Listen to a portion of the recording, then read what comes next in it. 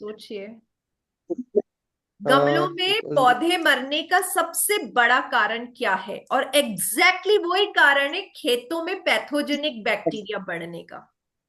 Access excess water. Right. किसने बोला ये जवाब? Paramjit, Yamunanagar. Excess water. One answer is right. Excess water. क्योंकि मैंने पहले भी बताया था कि सिलिएट्स वाटर लॉक्ड कंडीशन में मल्टीप्लाई होते। इरिगेशन अगर हम ढंग से मैनेज नहीं करेंगे, गीला खेत नहीं करना है हमको, सिर्फ नमी बनानी है। पौधे को सिर्फ नमी चाहिए। उसका अपना चक्रण है। उसको सिर्फ नमी चाहिए। हम खूब पानी डाल देते हैं, तालाब बना देते हैं खेत को। और ऐसी सिचुएशन में फटाफट जो पैथोजेनिक माइक्रो ऑर्गेनिजम्स है, माइक्रोब्स हैं, वो बढ़ने लगते हैं। उनकी तादाद बढ़ जाती है। एक और चीज है जो हमें हमेशा करनी चाहिए एज अ ऑर्गेनिक फार्मर, जिससे कि बैलेंस बना रहता है, वो है कवर क्रॉप्स लगाना। जो हमारी मिट्टी है उसमें हमेशा नमी बनी रहनी चाहिए। मिट्टी कभी भी खुली नहीं होनी चाहिए, ढकी होनी चाहिए, या मल्च से, या घास से, या किसी कवर क्रॉप से। तो वो कवर क्रॉप लगाना बहुत जरूरी है। जब आप कवर क्रॉप्स लगाएंगे तो आपकी माइक्रोबियल जो पॉपुलेशन है वो बैलेंस्ड रहेगी। जैसे हरदिश जी की सॉइल में पैथोजेनिक फंगस भी है। बेनिफिशियल फंगस है बहुत सारी, लेकिन पैथोजेनिक भी निकली है।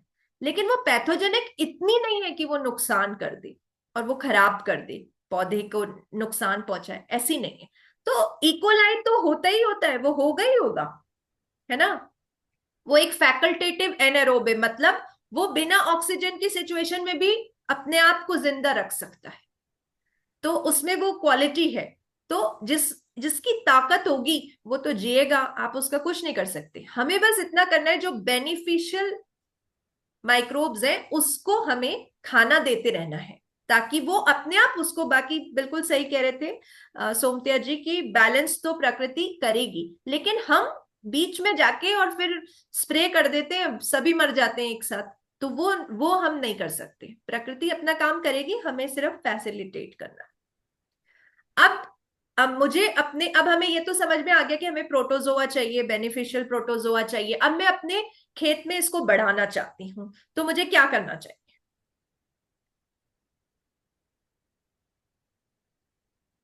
मैं क्या चीज करूं? देखिए, ये ऐसा है कि सबसे पहले तो एक घर चाहिए, है ना। घर बन गया तो रहने वाले भी आ गए माइक्रोब्स।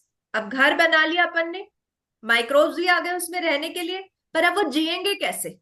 उनको उनको जीने के लिए क्या चाहिए, बताइए। फीडिंग, उनके लिए उनका खाना चाहिए। राइट। बिल्कुल। उनके लिए उनका खाना चाहिए, और उनका खाना क्या है? उनका खाना माइक्रोब, बैक्टीरिया। हाँ, माइक्रोब्स है, बैक्टीरिया है। और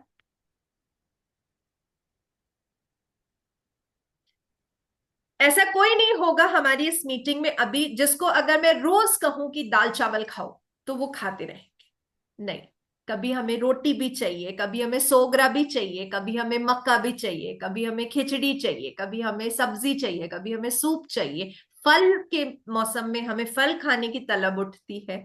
कोई सब्जी का मौसम आता है तो उस सीजन में लगता है अरे यार, ठंड आ गई, गोभी के पराठे बना लो। तो वैसे ही माइक्रोब्स को भी अलग अलग तरह का खाना पसंद है। अलग अलग तरह के माइक्रोब्स कब पैदा होंगे? जब सबसे पहले उनके लिए घर होगा। वो घर आपने बना लिया, आपने तय कर लिया कि भाई ये मेरी बॉर्डर है, मैं ऑर्गेनिक ही ग्रो करने वाला हूं, और इसमें मैं कोई फर्टिलाइजर पेस्टिसाइड नहीं डालूंगा। चलो, आपने उनके लिए सेफ जगह बना दी। अब आपने कवर क्रॉप्स लगा लिए, आपने इरिगेशन मैनेज कर लिया।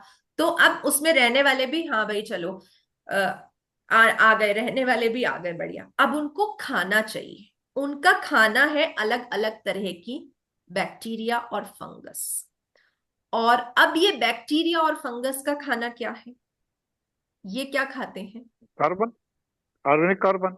Organic carbon. कॉम्प्लेक्स शुगर्स होता है इनका खाना। फंगस कॉम्प्लेक्स शुगर्स पे थ्राइव करती है, बैक्टीरिया सिंपल और कॉम्प्लेक्स दोनों तरह की शुगर्स पे थ्राइव करते हैं।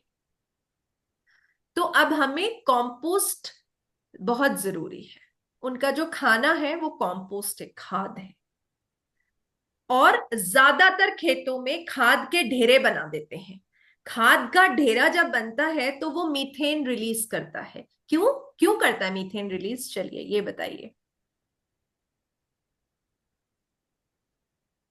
डिकम्पोज होगा तो मीथेन रिलीज करेगा। नहीं। मैम उनमें ऑक्सीजन नहीं होती ना। हाँ, ये किसने बोला? विश्वाल। ऑक्सीजन नहीं होगी तो तो मीथेन रिलीज मीथेन। होगी। अगर ऑक्सीजन होगी तो मीथेन रिलीज नहीं होगी। क्योंकि क्योंकि ढेर के ऊपर तो हवा है, लेकिन अंदर एनएरोबिक कंडीशन बन गई है।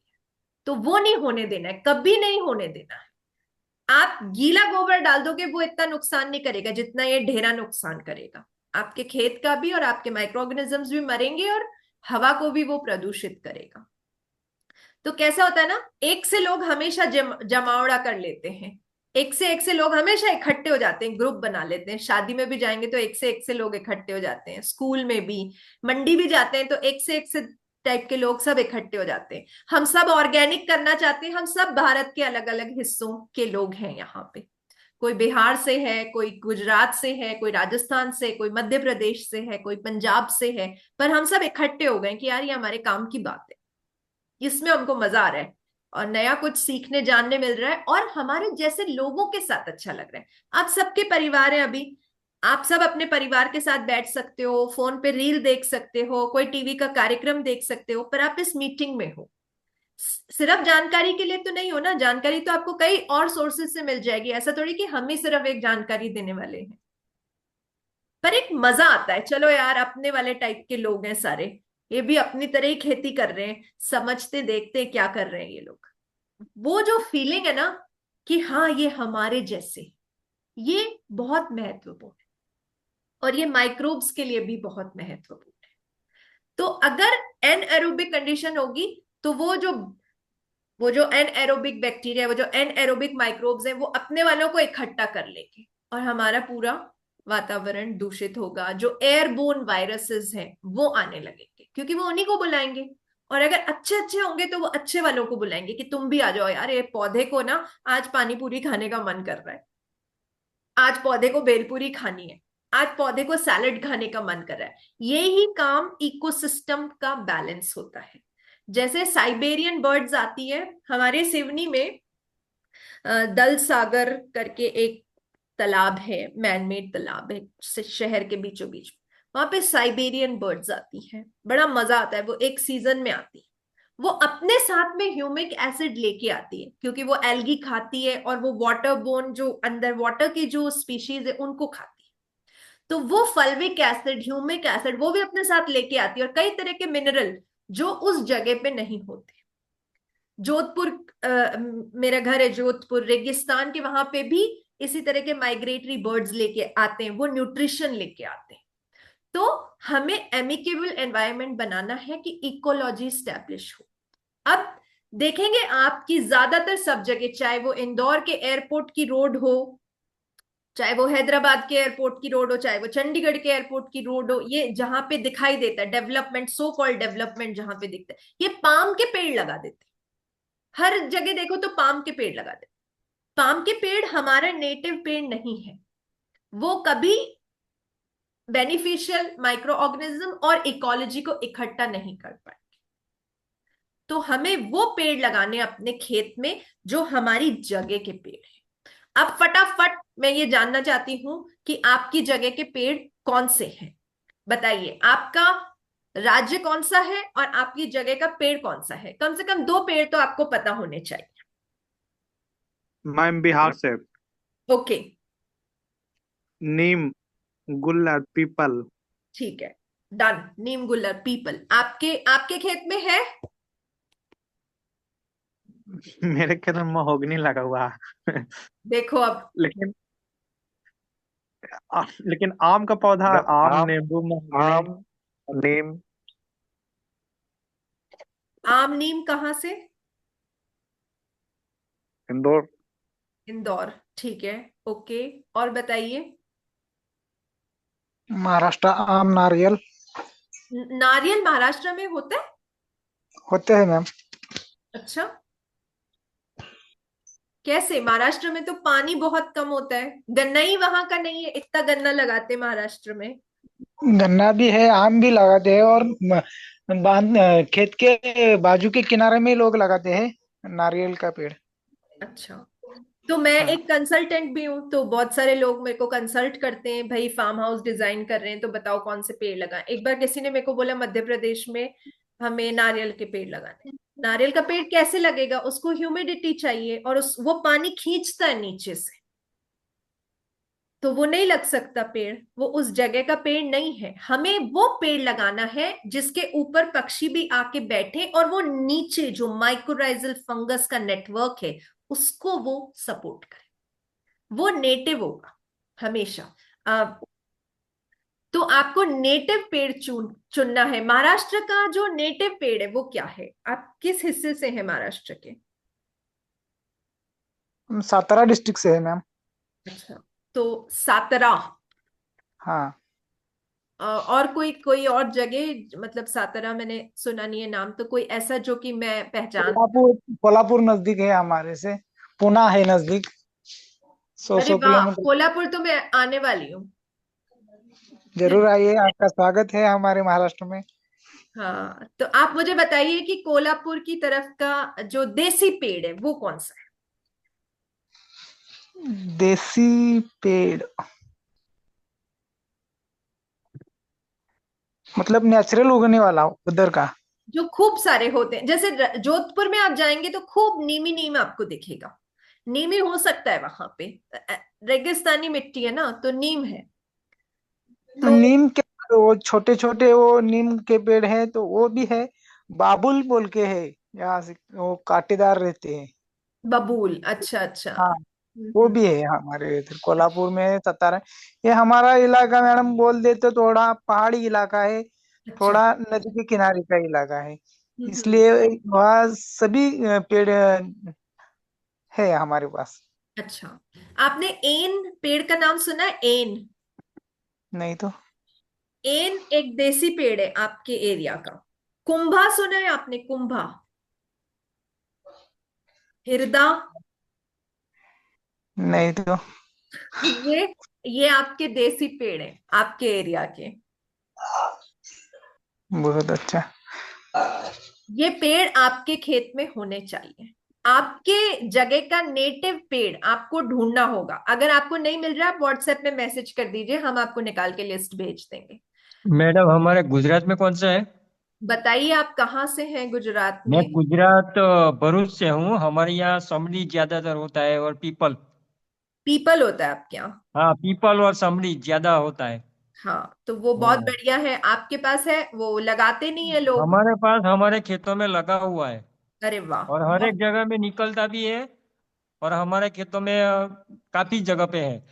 और मैं एक बात बोलना चाहता हूँ कि अपने जो अ, हम ऑर्गेनिक खेती करना चाहते हैं, नेचुरल खेती करना चाहते हैं, तो उसके लिए बेल वाला जो पद्धति है ना, वो अपनाना सही है। पर अभी बेल के पीछे आदमी काम करने वाला नहीं है, ना तो बेल है। हाँ। तो ये एक बड़ी समस्या का प्रॉब्लम सॉल्यूशन मैंने 90% निकाल लिया हुआ है। और अच्छा। उसके लिए कोई सरकार उस पे रस नहीं दे रही है। मैंने पेटेंट भी लिया हुआ है। और गुजरात सरकार की ओर से मेरे को काफी अवार्ड भी मिला हुआ है। और वो सब है, पर उसका जो बड़े पाए पे होना चाहिए वो है पावर टेलर। और पावर टेलर में एक ही प्रॉब्लम है, कस्टमराइज सॉल्यूशन ऑपरेटर के लिए कुछ भी नहीं है। अच्छा। ऑपरेटर के लिए जो प्रॉब्लम का सॉल्यूशन होना चाहिए पावर टिलर, आपको पता होगा। हाँ हाँ हाँ। तो पावर टिलर जो है ना, वही अपना अभी खेती को बचा सकता है कि ऑर्गेनिक की ओर बिना पूछे आदमी लेके जाएगा। उसमें इतना बड़ा बेनिफिट है। ऐसा क्यों? 90%।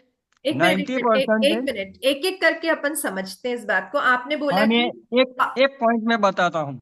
उसमें 90% हर्बिसाइड का प्रॉब्लम खत्म हो जाएगा।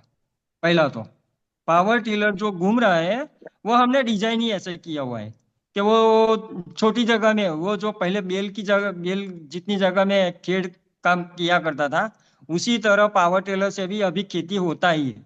पर उसको मैन्युअली लेबर चल के काम करता है पूरा दिन। तो हम्म। थक जाता है, उसके पैरों में इंजरी रहती है, उसका हेल्थ का प्रॉब्लम रहता है, वो टाइम भी ज्यादा लेता है, डीजल भी ज्यादा। लेता है। उन सब का काफी प्रॉब्लम सॉल्यूशन जो ग्लोबल पे मेरे को निकलना था वो मैंने निकाल के उसका रिसर्च करके पेटेंट ग्रांटेड भी कर दिया। और अभी सरकार में मेरे को वो चीज पहुंचाने की है कि इससे क्या बेनिफिट होता है। 90% उसमें कहने का मतलब हर्बिसाइड का जो प्रॉब्लम था वो मैंने कहने का मतलब सॉल्व कर दिया है। उससे अपना जमीन में जो अपना हर्बिसाइड का जो भी पौधा रहेगा वो अपने आप अंदरूनी पहले की तरह उसका बैक्टीरिया और वो सब उत्पन्न करेगा, उसी से खेती का डेवलपमेंट होगा। और बाकी खाद का भी इतना ज्यादा जरूरत नहीं पड़ेगा। पहला अपना बेल का था उसी में वो प्रॉब्लम क्रिएट नहीं होता था, तब ना तो कुछ और कुछ खाद था ना कुछ था, तभी भी उसका रिकवरी कम ज्यादा आता था। और अभी प्रोडक्शन की बात करूँ ना, तो जो प्रोडक्शन हमारे यहाँ है ना उसमें मैं 30% बोल रहा हूँ, पर उससे भी ज्यादा पावर टेलर का यूज से ऑपरेटर को किसी भी खेडूत को पूछो जो ऑपरेटर जो खेत के लिए काम करता है वो पावर टिलर से, तो उसको प्रोडक्शन में मैक्सिमम 30% के ऊपर जो होता है ना प्रोडक्शन वो बढ़ोतरी में होता है अच्छा जिग्नेश जी, कंपल्सरी एक से। मिनट एक मिनट, ये आपका जो पावर टिलर है इसका काम क्या है? पावर टेलर जो बढ़त से हम लोग काम करते थे, वो छोटा बड़ा हर एक क्रॉप रहता है ना, तो हम्म। उसके बीच में से हम लोग वो निंदामण गुणामण के लिए जो भी पौधा रहता है उसको हम लोग पूरी तरह खत्म कर देते हैं। अच्छा जिग्नेश जी, टिलिंग काम। एक मिनट जिग्नेश जी, अगर आप टिल करेंगे, जितनी बार आप टिल करेंगे, आपने जितनी भी मेहनत की अपनी मिट्टी पे कार्बन को स्टोर करने की, हाँ जैसे ही आप टिल करेंगे वो कार्बन रिलीज हो जाएगा, फिर कार्बन हाँ। स्टोर नहीं हो पाएगा। खेती में उत्पादन की समस्या या लेबर कम हो जरूर जाएगा, लेकिन कार्बन रिलीज हो जाएगा। तो अभी पर तो पूरी दुनिया कार्बन क्रेडिट के पीछे पड़ी हुई है कि कार्बन नहीं चाहिए, नहीं बचाओ। मैडम, पहले ये सब नहीं था, कार्बन का किसी को भाषा नहीं पता था। वो टाइम पे खेती बाड़ी अच्छा होता था। बढ़त का जो खेती था उस टाइम पे कार्बन भी कहाँ था, कौन ऊपर से डालता था? आप मेरे को पहले इसी का आंसर दे दो। किसका? मैंने 90%, मैं कार्बन की बात कर रहा हूँ। कार्बन अपने आप में अंदर हो जाता था ना, वो पौधा अंदर ही सूख जाता था, मतलब अंदर ही कोई उसका ग्रोथ होता था। पौधे को कोई डिस्टर्ब नहीं करता था। आप ये चलो। कह रहे हो कि बेड्स आप लगाओगे, बेड के बीच में जो वीड है उसको पावर टिलर से निकालेंगे बाहर, है ना? हाँ हाँ। तो तो अब इस पौधे को जो लगाया हुआ पौधा है उसको कहाँ हम खत्म कर रहे हैं ना। वो पहले की तरह बेल से साफ सफाई होता था वैसे ही साफ सफाई हो जाएगा। और मेन प्रॉब्लम कहाँ पे है, एक बात सोचो कि मेन प्रॉब्लम जो है ना वो हर्बिसाइड का ज्यादातर है। उससे काफी बैक्टीरिया अंदर जो कार्बन क्रिएट करने वाला जो भी है ना, अच्छा या बुरा बैक्टीरिया और वो सब काफी जीव उसमें खत्म हो रहे हैं। और उसके कारण ही अपना जो क्रॉप हो रहा है ना उसका क्रॉसिंग पॉइंट अभी खत्म हो रहा है। जिग्नेश जी, एक सर मिनट, बस बस बस एक मिनट। सारे लोग यहाँ पे देसी खेती करते हैं, सबको समझ है वीड्स की और हर्बिसाइड के क्या नुकसान है, वो भी सबको पता है। लेकिन हम जो सॉल्यूशन दे रहे हैं आपको, ये अपने इकोसिस्टम को समझना पड़ेगा। और वीड क्यों आती है, वीड अब हम कवर कर चुके हैं। आप यूट्यूब पे जाके पिछली कोई मीटिंग उठा के आप सुन लीजिए। वीड आने का कारण ये है कि सक्सेशन की किस स्टेज पर है हम अभी, ठीक है ना? तो हमें उस बात को समझना। हम लोग सब क्या कर रहे हैं, सब मिलके अच्छा ही करना चाहते हैं, पर उस अच्छाई में हम बुरा कर रहे हैं। हम लोग जो समाधान निकाल रहे हैं वो त्वरित समाधान निकाल रहे हैं कि आज क्या समाधान, हमें आज क्या समाधान है नहीं निकालना है, लंबे समय तक क्या समाधान होगा उस पे काम करना है। क्योंकि मेहनत तो उतनी लगेगी ना। आप कितनी कितनी आप पैशन से बोल रहे हैं अपने टिलर के बारे में, और आप बिल्कुल सही कह रहे हैं कि हर्बिसाइड एक बहुत बड़ी प्रॉब्लम है, किडनी डैमेजेस उससे होंगे लोगों के आने वाले समय में। कैंसर के साथ साथ किडनी डैमेज सबसे बड़ी प्रॉब्लम होगी, वो हर्बिसाइड ही है उसका कारण। लेकिन उसका निवारण ये नहीं है कि अपन वीड्स को टिल करें, उसका निवारण ये है कि अपन अपनी मिट्टी पे इस तरह से काम करें कि वीड ना हो। ठीक है? नहीं, मेरे को मैडम इतना ही सिर्फ आप एक पहले की बात बताओ कि कौन सा खेडूत पहले कार्बन कैसे करता था अंदर इंक्रीज। 7 बिलियन लोग भाई नहीं थे पहले, और उतने लोगों के लिए खाना नहीं उगाना पड़ता था, है ना? और इतना केमिकल भी नहीं डलता था। अभी तो जमीन जमीन ही नहीं है हमारे पास, ऐसा सोचें तो एग्रीकल्चर ज्यादातर बन रहा है, ज्यादातर कहने का मतलब मकान बन रहा है। कितना जगह ऐसा है कि जो जगह एग्रीकल्चर में यूज होता था वो भी जगह कम हो गया ना। जैसे जिग्नेश जी, आदमी बढ़ रहे तो आपसे अभी आपसे प्रोडक्शन बढ़ाने निवेदन की है। बात करते हैं ना, तो यही अपने को सोचना पड़ेगा कि पहले प्रोडक्शन ज्यादा था, आदमी कम था ना तो प्रोडक्शन ज्यादा था। मैडम, प्रोडक्शन क्यों ज्यादा जिग्नेश था? जी, उसके कारण आप एक है सुनिए। कि उसमें क्रॉसिंग होता था, हर एक पौधे का जो भी फल लगता था नर मादा उसका क्रॉसिंग होता था। हेलो। अभी क्रॉसिंग का प्रॉब्लम काफी क्रिएट हो रहा है हर्बिसाइड दवाई के कारण।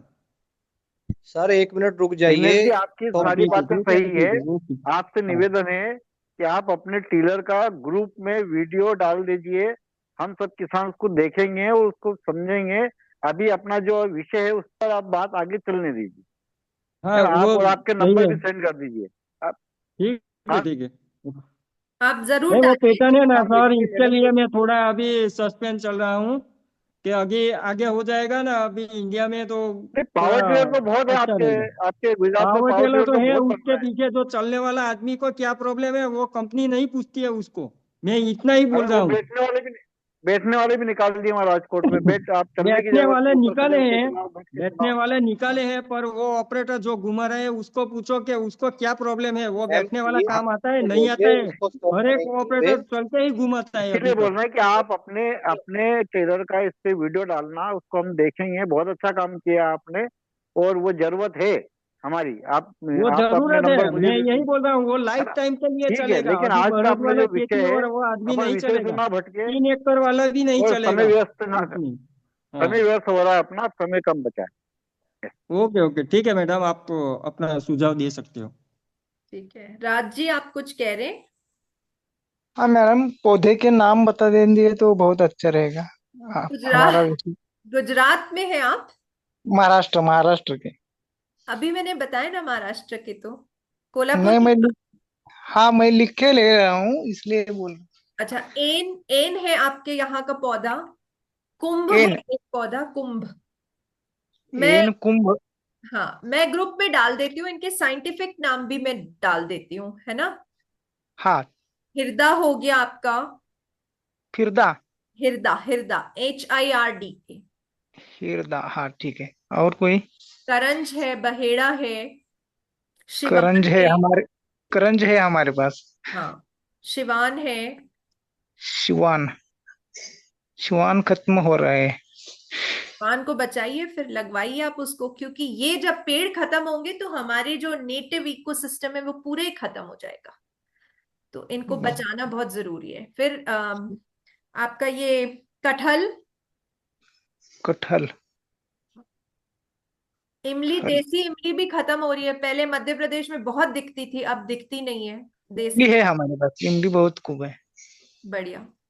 तो ये है आपके पेड़। और एक ना, आपने सुना होगा अर्जुन का नाम। अर्जुन। हाँ, ये गुजरात का नेटिव पेड़ है, अर्जुन। झाड कुठं आहे? बिहार में भी काफी अर्जुन का पौधा होता है। हाँ और यह पौधा जल जमाव में भी सक्सेस रह जाता है, मतलब सफल हो जाता है। हाँ। तो ठीक। कोई कहुआ भी बात भरूच, बोलते भरूच से थे ना गुजरात से? हाँ, मैं था मैडम, अच्छा अच्छा, भरूच से। हाँ। ठीक है ठीक है ठीक है। धन्यवाद जी ठीक। मैडम। हाँ चलिए। अब, हाँ अभी बताइए, चलिए जल्दी जल्दी बताइए, टाइम हो गया हमारा, मीटिंग खत्म होने वाली है। आप ये बताइए कौन रह पंजाब गया है? से पंजाब से बताइए, पंजाब से। शीशम, टाली शीशम, कहते हैं यहाँ, शीशम और मोरिंगा। मोरिंगा, ठीक है। और बताइए, नेटिव पेड़ बताइए आपके।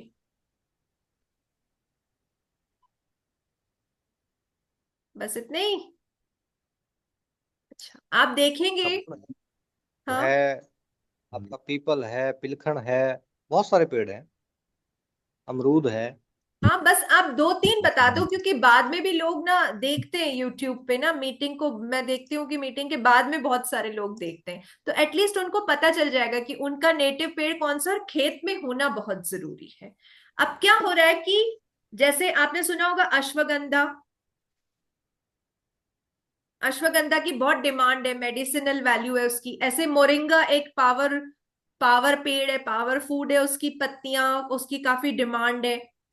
लेकिन कभी भी हम किसी भी नेटिव स्पीशी को अगर मोनोक्रॉपिंग मोनोकल्चर में लेके जाएंगे तो वो नुकसानदायक होगा, क्योंकि वो अपनी सिम्बायोटिक रिलेशनशिप्स बनाता है। अभी हमें पता भी नहीं है, साइंटिस्ट को भी नहीं पता है कि कितने माइक्रो ऑर्गेनिजम्स है, उनका क्या रोल है पौधे के लिए। अभी तो ये पता चला है पौधे आपस में बात करते हैं, जैसे हम बात करते हैं, पौधे भी बात करते हैं। अभी तो ये लेटेस्ट रिसर्च आई है।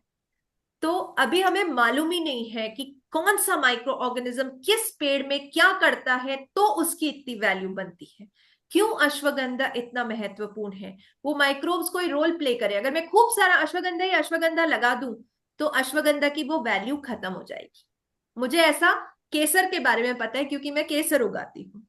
तो बहुत सारे लोग मुझसे हर दिन कम से कम मुझे 2 फोन आते हैं कि केसर लगा रहे हैं हम हाइड्रोपोनिक, केसर लगाना चाहते हैं हम हाइड्रो। मत लगाइए प्लीज। हमें नहीं मालूम है मिट्टी का पौधों के साथ में क्या संबंध है, पर कुछ चीजें हमें मालूम है।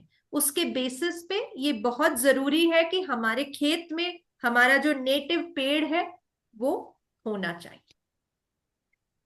तो आज की डिस्कशन प्रोटोजोआ पे थी। एक बार फटाक से मुझे 3 नाम बता दीजिए, 3 तरह के प्रोटोजोआ जिनको हमने डिस्कस किया। एक जो हमें नहीं चाहिए, जो 2 जो हमें चाहिए, कौन से?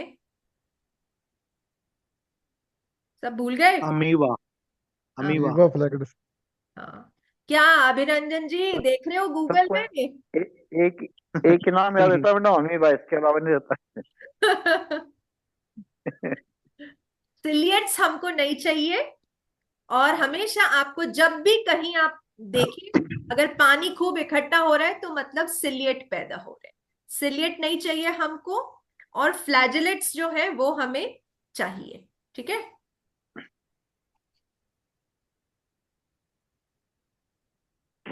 मैम एक दिन का शो रखिएगा, उसमें सॉइल टेस्ट में कैसे बैक्टीरिया देखते हैं वो दिखाइएगा, कैसे ठीक है, हानिकारक बैक्टीरिया अगले दिखते हैं। सैटरडे को हम सॉइल टेस्ट बताएंगे सबको। मैं इसको माइक्रोस्कोप से कनेक्ट कर दूंगी और हम आपको लाइव सॉइल टेस्ट दिखाएंगे। ठीक है। हाँ मैम जो आपने अभी बताया, चाहिए हमें कौन सा? अमीबा, और दूसरा कौन सा चाहिए? फ्लैजेलेट्स चाहिए हमको। लैजलेट। Flagellate, FLAGELLATES।